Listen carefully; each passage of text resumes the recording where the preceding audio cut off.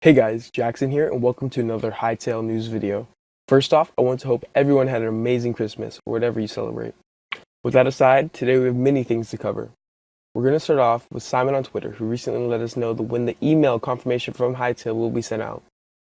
Hytale was supposed to have sent them originally last Sunday, but he followed up with this via a tweet by saying, "Yeah, unfortunately, we keep running into issues because there's so many emails to send. Working on it non-stop at the moment. So expect to see an email in the upcoming days." Alright, next, covering today's daily news video is the Hytale's Wikipedia being taken down.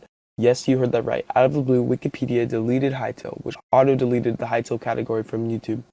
This is pretty unfortunate. I guess 60 million views in 9 days wasn't enough to make it onto Wikipedia.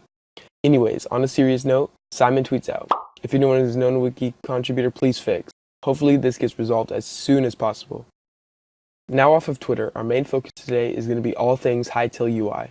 Hytale's UI interface is extremely smooth and polished for not even being released yet. Let's take a look. The first screenshot I have for you guys is the character customizer, which is very intuitive. The amount of customization we can be doing to each clothing piece is unreal. This picture also is very informative, as when we look on the top, we can see how the menu is going to work between switching from the 3 game modes. We first see Adventure, the single player or co-op experience. Then we see Minigames, which is the Hypixel server built into Hytale. And then we see Servers, which is pretty much equivalent to the Minecraft multiplayer tab. What's also very interesting in this picture is if you look to the top right, we will have a friends list built in with the messaging system. No longer will you have to wait for your pesky faction members to get on. You'll know immediately if anyone logs in or out. Alright, moving on to the next picture, we can see the in-game map for the adventure mode. If you look closely on the legend, we can see something called a world gate. I would assume this is what we would use to travel to different worlds, such as the fire world that we could see in the trailer.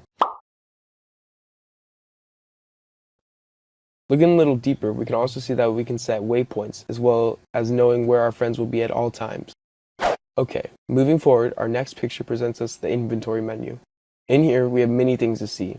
As we can see, the character is currently on a weapon bench, which allows the player to craft an array of swords, axes, maces, battle axes, and bows.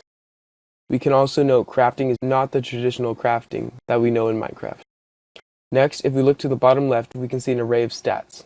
One being health, armor, attack damage through swords, attack damage through bows, and attack damage through magic. I quite can't guess what the last 3 statistics are, so if you have any idea, please leave them down in the comments. Finally, we can also note that the inventory size is 36, which is just 1 row bigger than the traditional Minecraft inventory of 27.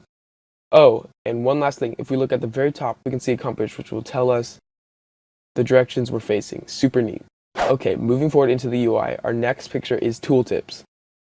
These look very cool, as we'll have different rarities for each weapon.